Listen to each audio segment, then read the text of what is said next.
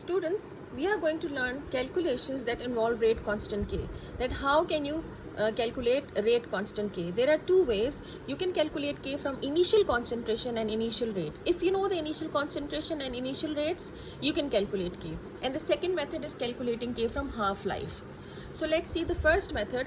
Here you can see that in the presence of hydrogen ions, hydrogen peroxide and iodide ions form water and iodine. Okay, this is the first example.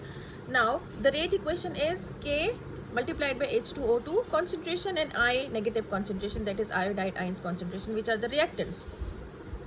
Now if we see the experiment, the initial rate of iodine formation is 3.50 into 10 to the minus 6, and the initial concentration of hydrogen peroxide is 0.20, and iodine, that is iodide ions, is 0.010.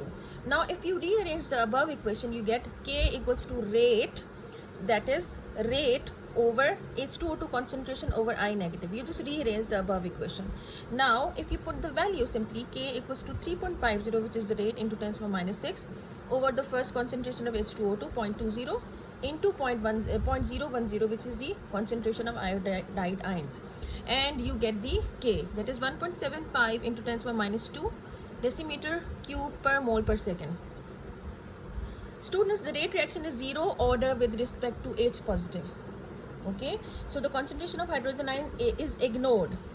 It does not appear in the rate equation. Okay, now let's see how to calculate K from half-life. For first order reaction, only first order, keep it in mind. Half-life is related to K as simply the expression T half equals to 0.693 over K, and then again rearranging this equation, you get K, that is equals to 0.693, and this comes here T 0.693 over T half.